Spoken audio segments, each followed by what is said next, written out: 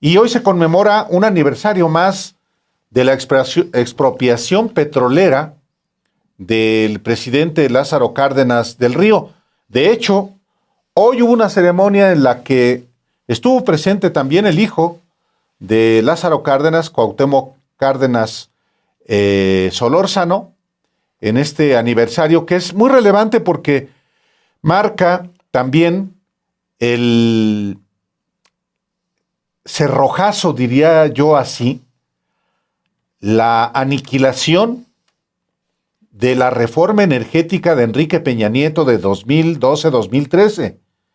Es en la promulgación hoy de 9 leyes que devuelven al Estado la rectoría en materia energética, cuya privatización comenzó con Carlos Salinas en 1992 y continuó de manera definitiva con el Pacto por México de Enrique Peña Nieto, con el PAN y con el PRD como sus aplaudidores y además quienes avalaron ese proyecto privatizador. En fin, Alejandro, hoy es un aniversario más de uno de los presidentes nacionalistas que han pasado a la historia y que seguirá en la historia.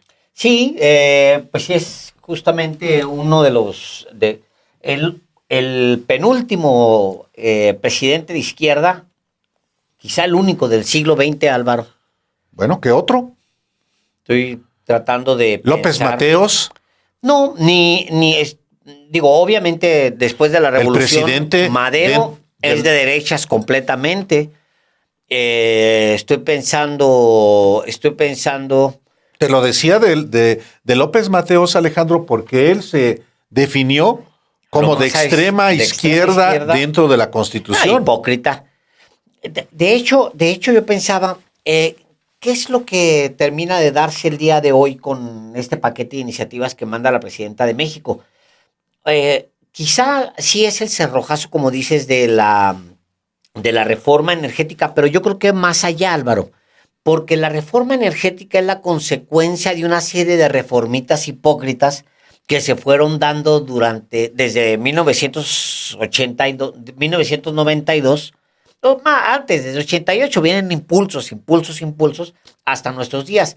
¿Qué es lo que van haciendo? Bueno, van soltando tramos los pequeños productores de energía de repente, y luego de repente pequeños tramos, incluso la venta de negocios dentro de la misma paraestatal, me refiero físicamente. No se nos olvide que de repente se les ocurrió que era buena idea soltar plantas de petroquímica, por ejemplo, la petroquímica secundaria, soltarla dentro de las mismas instalaciones de Pemex durante el gobierno de Salinas, de Zedillo, obviamente de Fox, Calderón y Peña.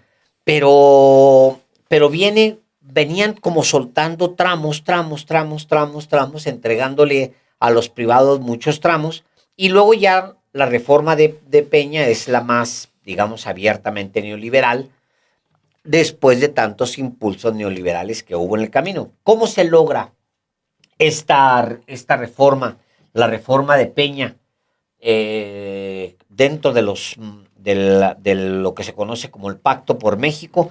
Bueno, se logra porque presumen un consenso total, un consenso al 100% que logra Peña, que logra Luis Videgaray. Recuerden ustedes, con los chuchos montados en la escena. Son los chuchos los que firman en representación de la izquierda para entregar lo que quedaba del negocio petrolero, entregárselo a los privados. Fracasó rotundamente porque lo que los privados querían ya era especular con los fierros, con lo que quedaba y con las concesiones y con las pequeñas. Entonces, pues bueno, hoy se da un paso que no dio el presidente López Obrador.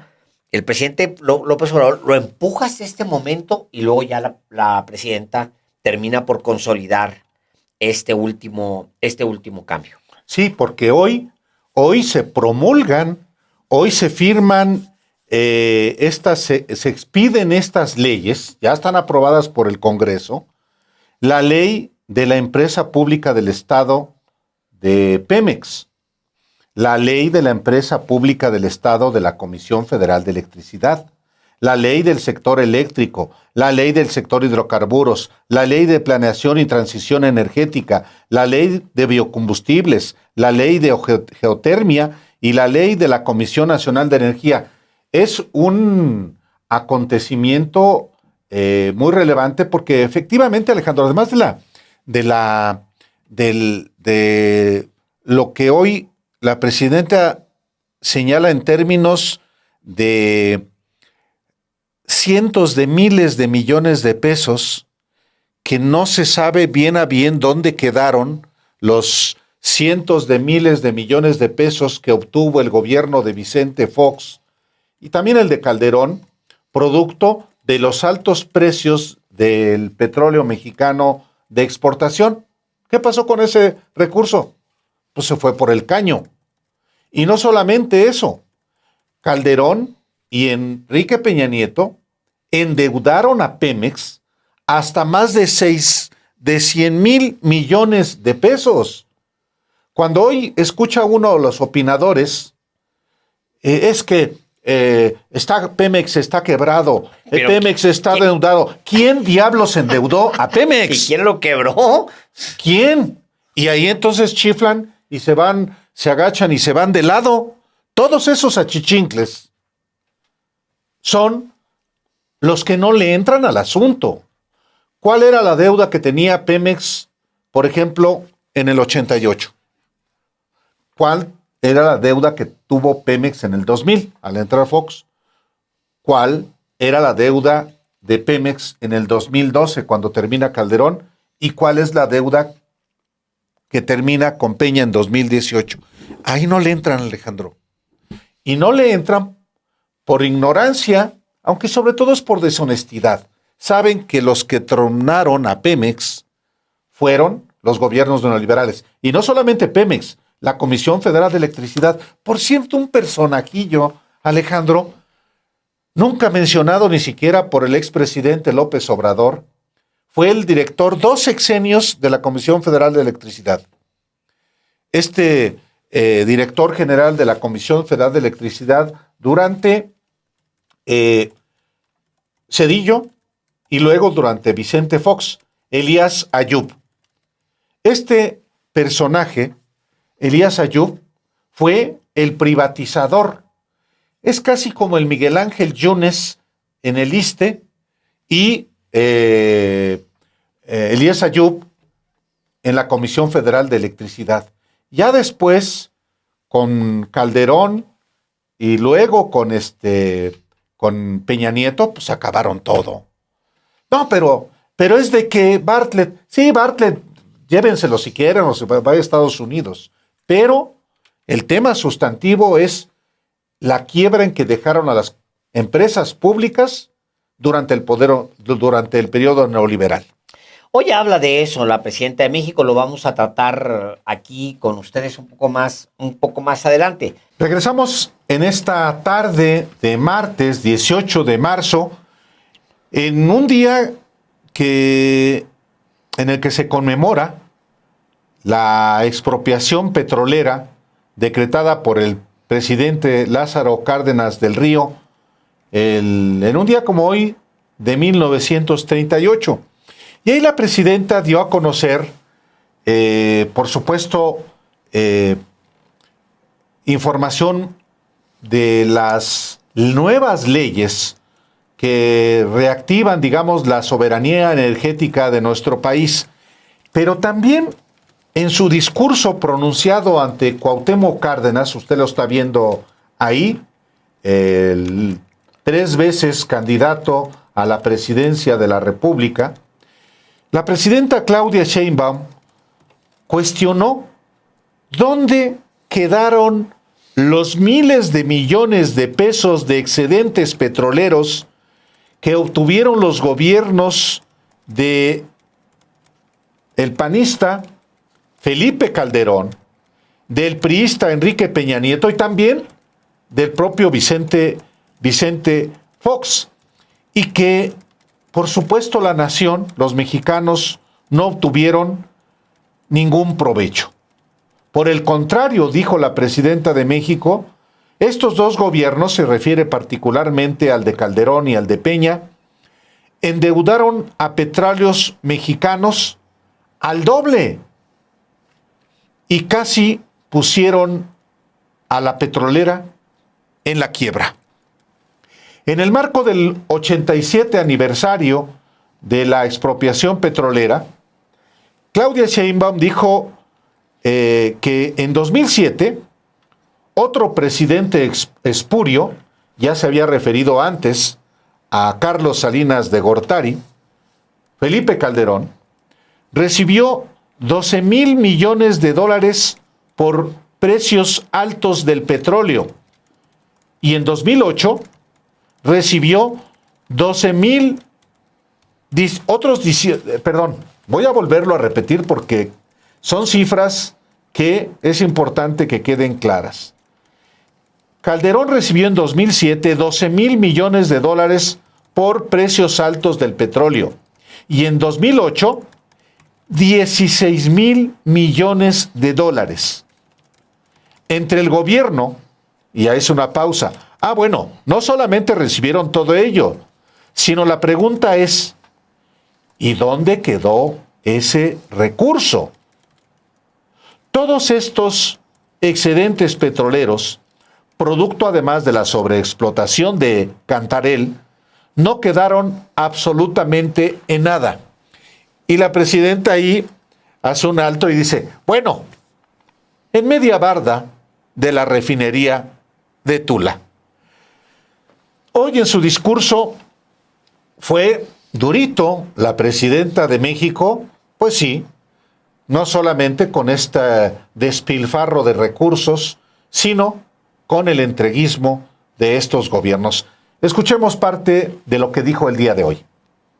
A partir del periodo neoliberal, en 1982, y en particular a partir de 1988, año en el que debería de haber sido presidente el ingeniero Cuauhtémoc Cárdenas y el fraude electoral no lo permitió,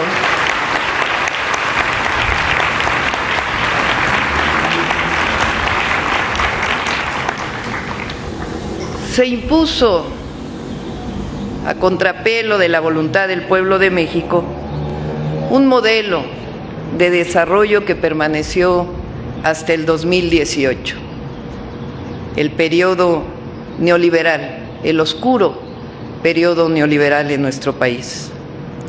A partir de entonces, los gobiernos dilapidaron los recursos de la nación, vendieron las empresas públicas y dilapidaron también el petróleo y buscaron a toda costa la privatización y el desmantelamiento de Pemex.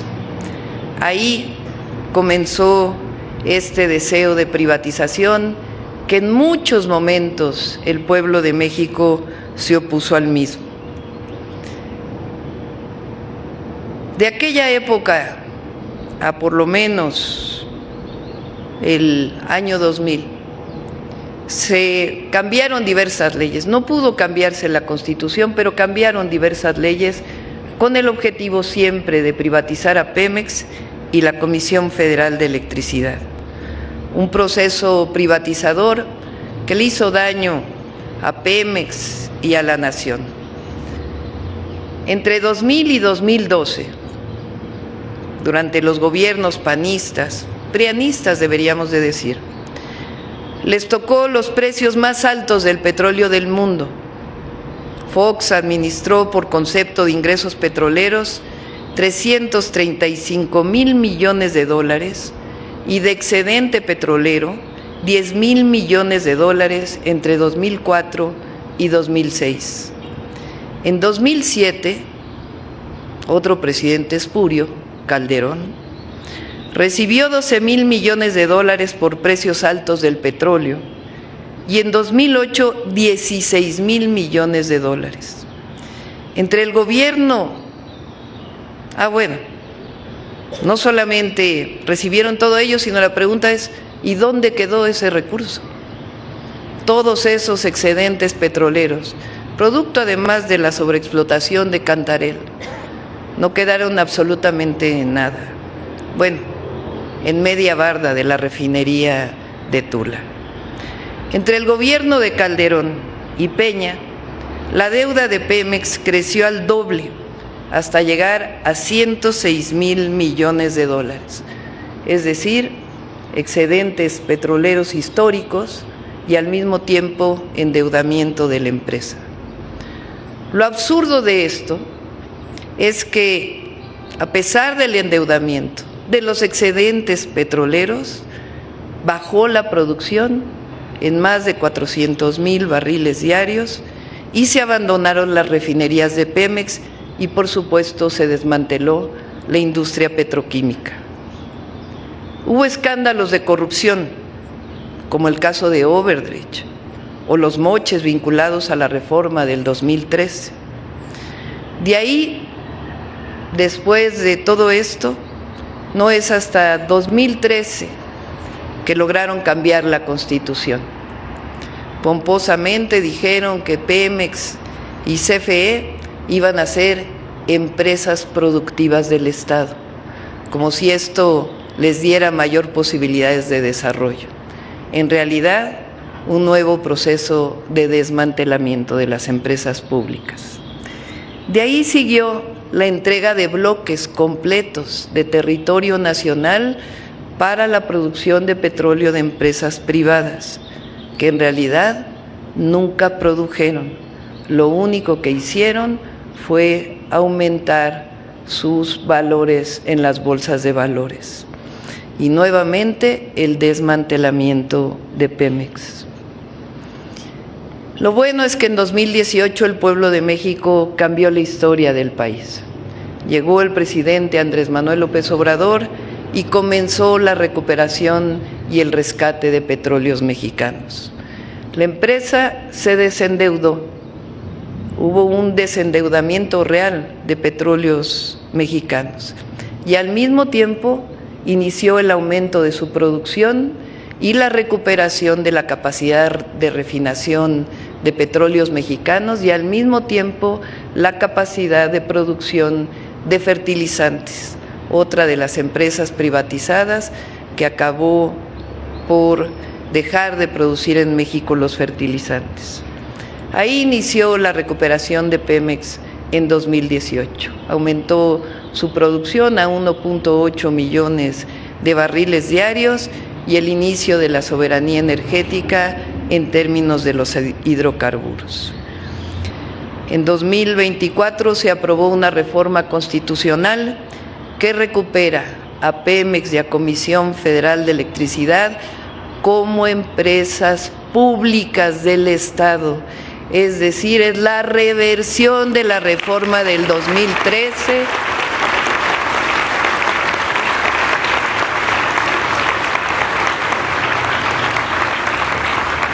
y la recuperación de Pemex y Comisión Federal de Electricidad como empresas del pueblo de México.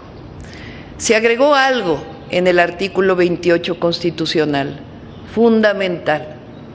Pemex y CFE no deben ser consideradas como monopolio. Eso significa que Pemex y CFE tienen preponderancia en la producción de petróleo, en la refinación y en la producción de electricidad. La esencia de la expropiación petrolera de 1938. El día de hoy, el mejor homenaje que podamos hacer al general Lázaro Cárdenas y al pueblo de México de entonces y de ahora es la publicación en el Diario Oficial de la Federación de todas las leyes secundarias asociadas a la recuperación de Pemex y de Comisión Federal de Electricidad. Algo de lo más importante es que se recuperan verticalmente las empresas. Es decir, lo que se hizo en 1992 de separar a Pemex con el objetivo de privatizarlo, comienza el día de hoy la integración vertical de Petróleos Mexicanos para fortalecer su eficiencia, su rendimiento y empresa pública del Estado mexicano y empresa del pueblo de México.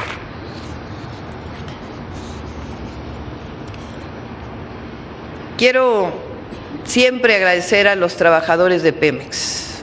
Sin los trabajadores de Pemex esta empresa no hubiera subsistido a pesar de todo el periodo neoliberal. Un aplauso grande a las y los trabajadores de Pemex, que son los que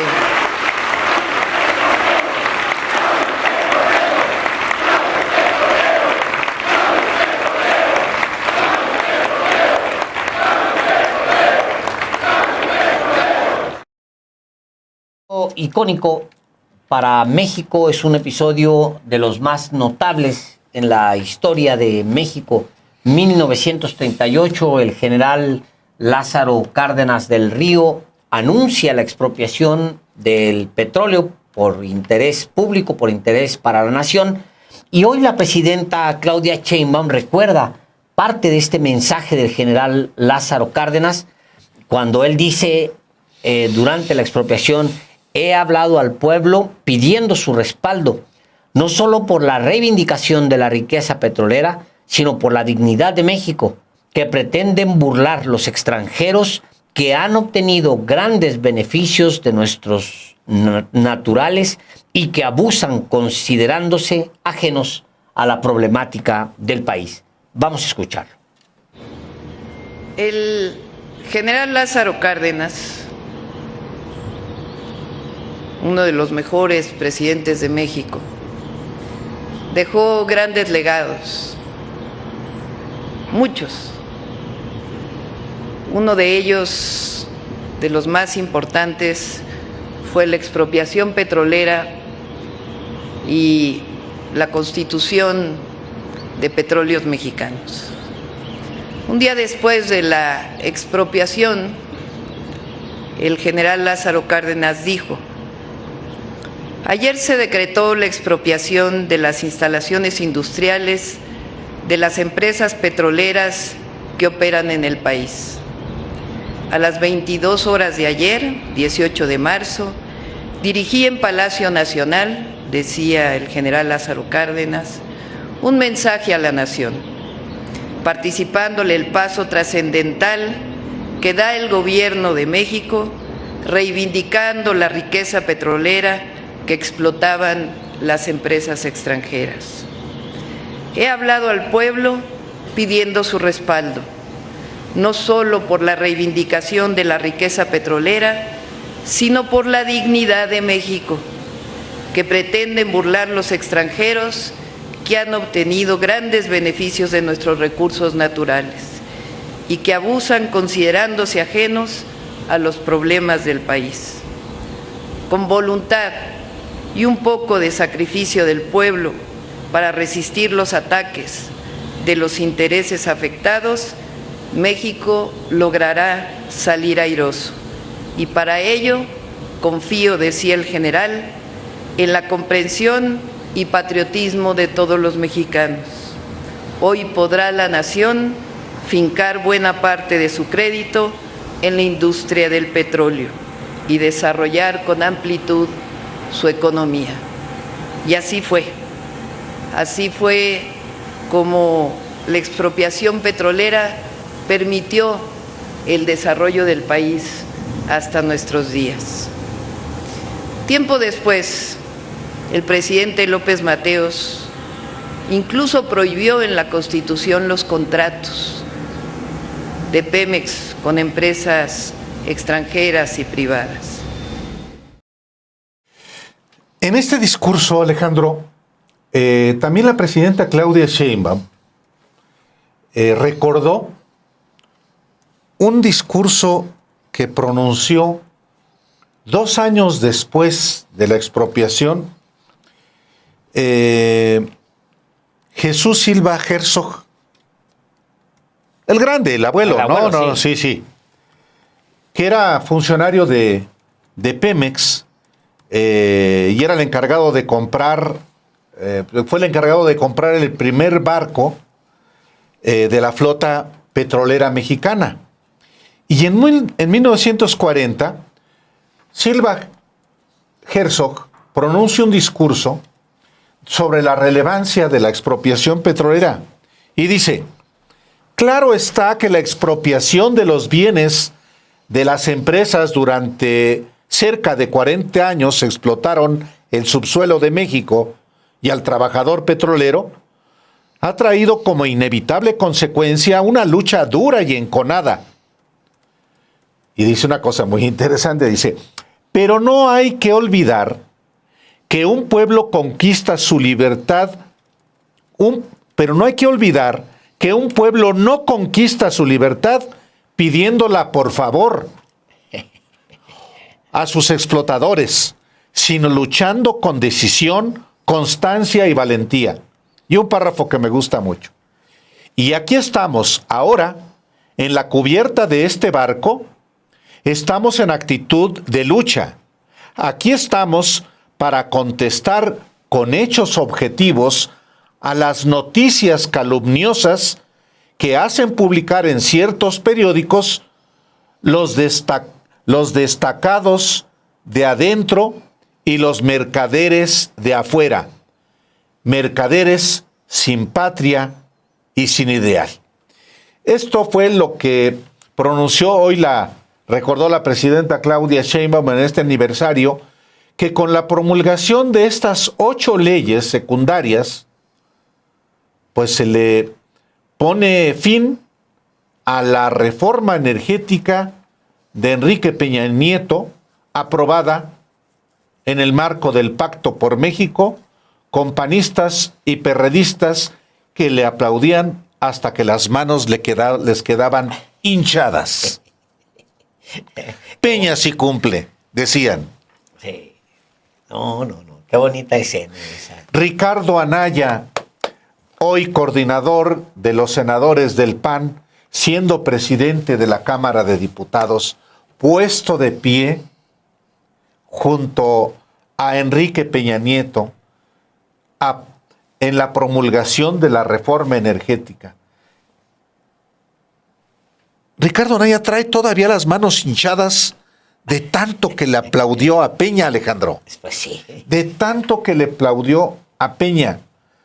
Entonces él, y realmente pues toda la rebaba del PRI y de lo que se llamó el PRD, a los pies del corruptazo, del ladrón Enrique Peña Nieto.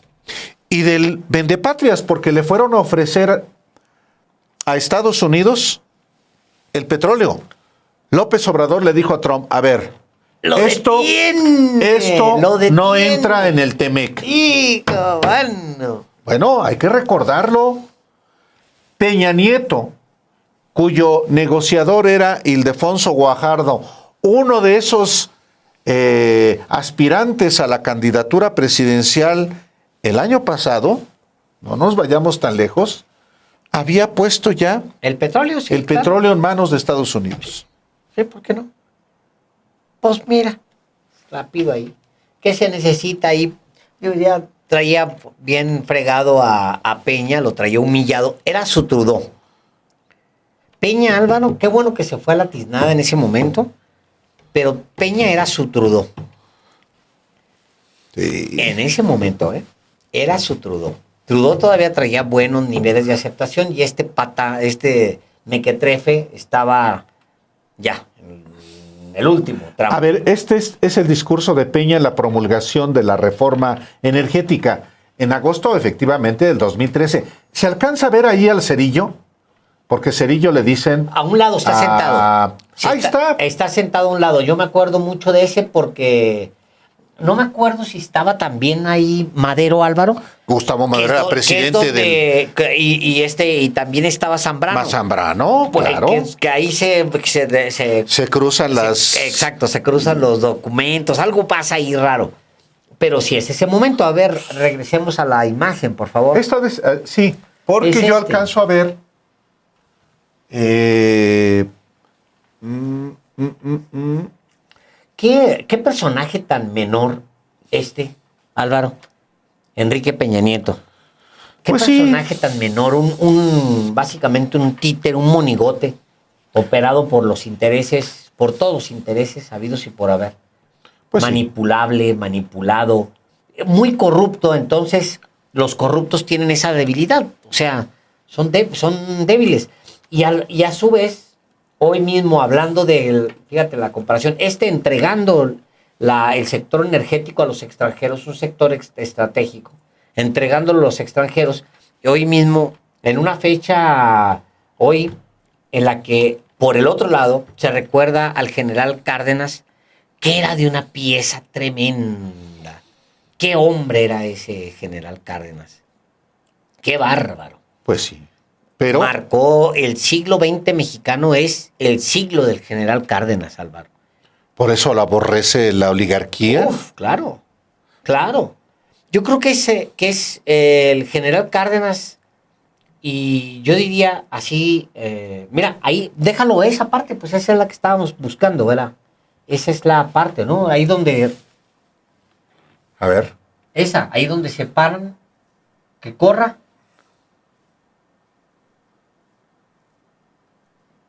No, pero no se ve el cerillo. No, sí. Pues regresemos. Bueno, pero qué tamaño de personaje ese. Y el otro personaje gigante, ideológicamente robusto, que abarcó todo el siglo XX, que se apoderó del siglo XX hasta nuestros días. Zapata. Sí, nada más que sí hay una diferencia, Alejandro. Pues sí, el ejercicio del poder, pero por ejemplo. No. Pues uno es un líder social y el otro es un presidente. Sí. Hay Y, dos, hay muy distintos. y son de dos dimensiones. Pero en el fondo, fíjate, se presenta, me acuerdo mucho de se presenta el general Cárdenas, 1940 en Pátzcuaro, inaugura un congreso indigenista, el primer congreso indigenista. Me acordé por lo que hablabas de los explotadores, esa parte del discurso donde habla de explotadores. Sí, de los destacados de dentro, los mercaderes de fuera, mercaderes sin patria y sin ideal. Esa, que es tremenda. Y sobre el indigenismo, ahora se nos hace más o menos fácil, es asimilable, pues, defender a los indígenas. Pero no siempre fue así, Álvaro. No. O sea, al indígena se le consideraba todavía, todavía en la segunda mitad del siglo XX mexicano, se le consideraba un individuo menor. O sea, en ese sentido, el levantamiento del 94 es importantísimo. Importantísimo. Dice el general, al indígena deben reconocérsele derechos de hombre, de ciudadano y de trabajador, porque es miembro de comunidades activas. Imagínate tú estar abogando para que se le reconozca al indígena sus derechos de hombre, Álvaro, de ciudadano. En esa lucha estaba el general en 1940. O sea, estamos hablando de que eso hace muy poco tiempo no se le reconocía al indígena, ni siquiera eso. Dice, al indígena debe reconocérsele derechos de hombre, de ciudadano y de trabajador, porque es miembro de comunidades activas, como individuo de una clase social que participa en la tarea colectiva de la producción.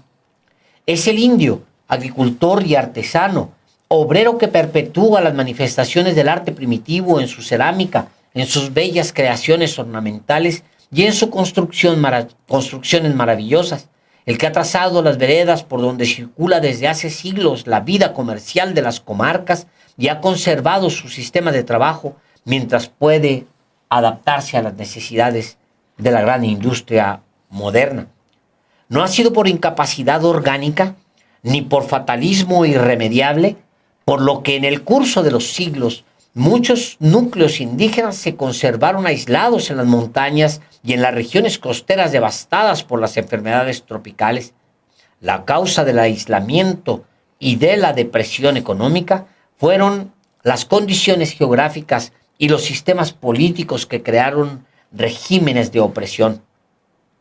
La fórmula de incorporar al indio a la civilización, dice el general Cárdenas, tiene todavía restos de los viejos sistemas que trataban de ocultar la desigualdad de hecho, porque esa incorporación se ha entendido generalmente como propósito de desindianizar y de extranjerizar, es decir, de acabar con la cultura primitiva y desarraigar los dialectos regionales, las tradiciones y las costumbres y hasta los sentimientos profundos del hombre apegado a su tierra.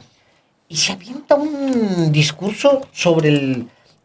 Y llega la parte esta, me brinco una buena parte, dice, no es exacto que el indígena sea refractario a su mejoramiento, ni indiferente al progreso.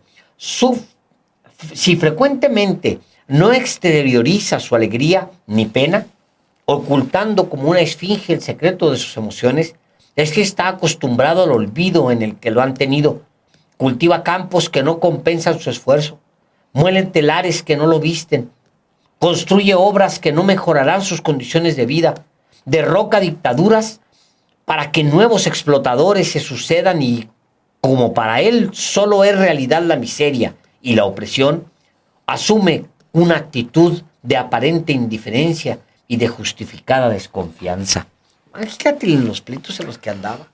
Estamos hablando de 1940, ya de salida del gobierno de la República, que lo sucedería un general, pero un general de derecha, un general poblano, el general Ávila Camacho, y después la fiesta de la corrupción con Miguel Alemán Valdés, el cachorro de la revolución, en los grandes negocios, en la frivolidad. Los indios, ¿quién se va a ocupar de los indios, Alejandro?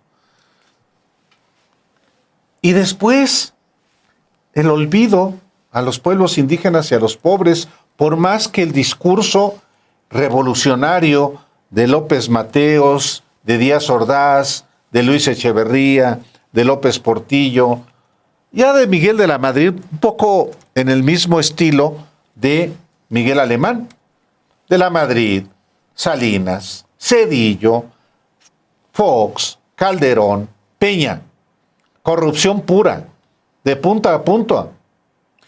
Y eso nos conduce, Alejandro, también a un punto de quiebre que pudo haberse dado en el 88 en la elección